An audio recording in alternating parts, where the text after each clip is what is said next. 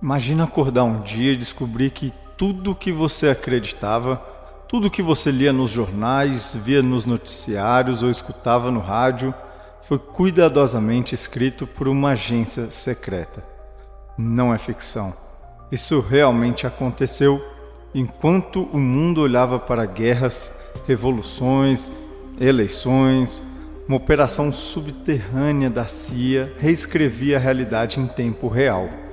Com apenas um telefone, ela decidia qual guerra era justa, qual escândalo seria abafado, qual inimigo deveria ser odiado e, principalmente, quem seria chamado de louco.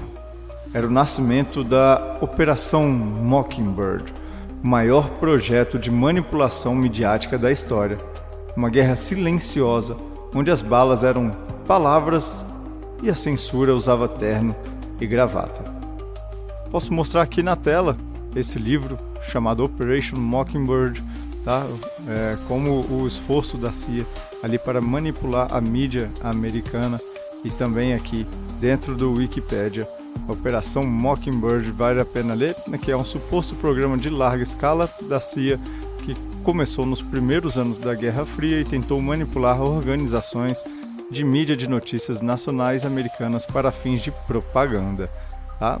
Recrutou jornalistas americanos importantes, não era qualquer um, para uma rede de propaganda e influenciou as operações de grupos de fachada.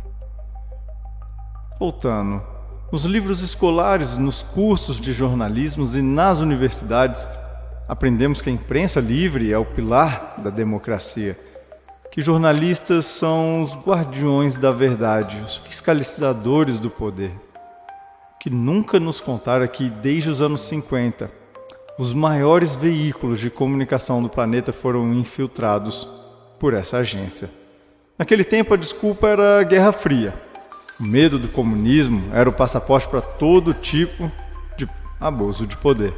E assim foi a Agência Central de Inteligência Americana começou a plantar agentes disfarçados dentro das redações, das editoras, produtoras de Hollywood até salas de aula. O objetivo: controlar a percepção pública. Criar um mundo onde a mentira tivesse cara de verdade e quem ousasse questionar fosse rotulado como insano. Tudo começou com um nome inofensivo: Projeto Mockingbird. O pássaro que apenas imita o canto dos outros. Mas esse nome guardava um código sombrio, era o símbolo de uma imprensa treinada para repetir o que a CIA mandava. Sem questionar, ao invés de investigar o poder, os jornalistas agora serviam ao poder.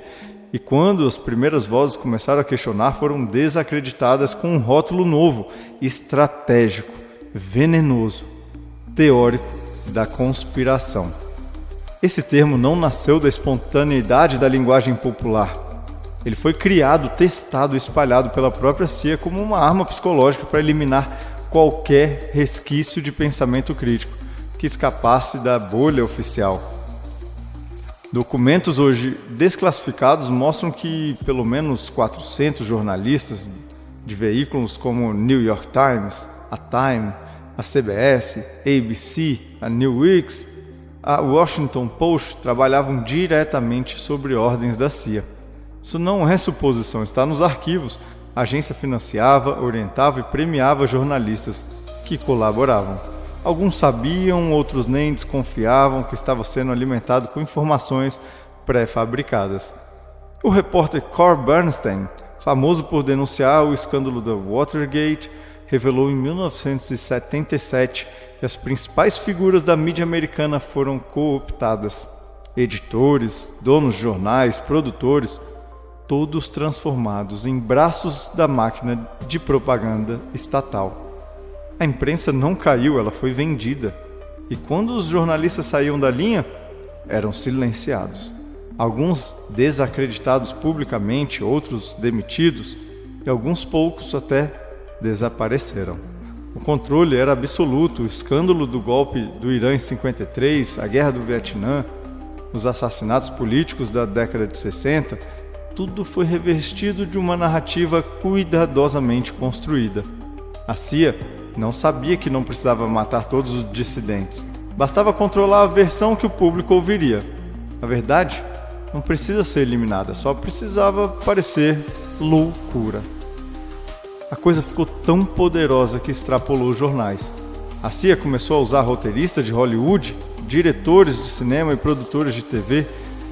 Filmes com mensagens patrióticas surgiam como mágica. Enredos distorcidos reforçavam a versão americana da história. Os vilões sempre tinham sotaque, turbante, ideologias divergentes. O entretenimento se tornou o cavalo de Troia de controle social. Quem questionava era zombado, isolado ou taxado de herege moderno. Novo dogma havia nascido, o dogma da narrativa oficial.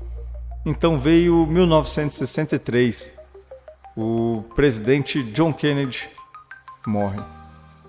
Tudo isso explodiu como uma bomba no coração dos Estados Unidos. Mas o que poderia ser o maior escândalo da história se transformou, com a ajuda da mídia, em mais uma teoria absurda inventada pelos lunáticos. A CIA agiu rápido. Em 1967, o memorando 1035-960 ordenou aos seus agentes que neutralizassem qualquer narrativa alternativa associando ao termo conspiratória. Estava selado. Questionar a versão oficial se tornaria sinônimo de insanidade. A verdade seria ocultada pelo ridículo. Essa engenharia social funcionou. O mais perverso, ela continua até hoje. Apenas com novas ferramentas, o jornal impresso foi substituído pelo algoritmo, o editor-chefe foi substituído pelo moderador de conteúdo, a censura agora é por sua segurança. As Big Techs assumiram o poder e o papel da imprensa sobre o mesmo script.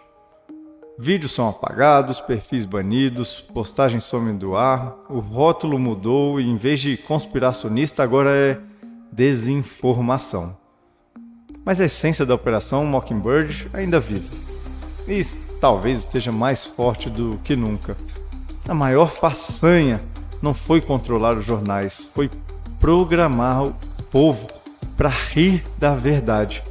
Ensinar as pessoas a zombar de quem questiona. Criar uma cultura onde pensar é perigoso e duvidar é sinal de doença. Eles não precisam invadir todas as casas, eles apenas invadiram as ideias. Treinaram a sociedade para se proteger da realidade e defender a mentira como uma virtude. A Matrix venceu não pela força, mas pela narrativa. O mais assustador é que o modelo Mockingbird foi exportado, muitos países copiaram o formato, inclusive o Brasil. Aqui tivemos nossas próprias infiltrações, nossos próprios porta-vozes do sistema, e quando vozes alternativas começaram a crescer, youtubers, jornalistas, pesquisadores, a censura voltou, mas com uma nova roupagem. A justiça virou o Ministério da Verdade. A mídia virou tribunal e a verdade foi enterrada sobre os escombros do medo e da manipulação coletiva. É nesse momento que tudo se conecta. Você percebe que a história oficial é uma peça de teatro encenada há décadas. O espectador nunca soube que estava dentro de um show. Os mesmos grupos que controlavam a informação dos anos 50 ainda estão aí, só que usando novas ferramentas, mas o mesmo método. A guerra pela mente continua e a pergunta é: você ainda está lutando ou já entregou a sua consciência? Hoje, o que começou como uma operação secreta se tornou cultura popular. As pessoas repetem as frases, memes, opiniões, sem perceber que estão recitando o roteiro de uma máquina de propaganda. Quem ainda enxerga a verdade é isolado, mas há um detalhe que eles não previram. A semente da dúvida foi plantada, e quando uma mente acorda, ela desperta outra, e mais outra, e mais outra, e a verdade é como um fogo, basta um sopro de coragem para incendiar um sistema inteiro. E eles não precisam te trancar numa cela, basta te convencer de que pensar é crime, então você mesmo jogará a chave fora.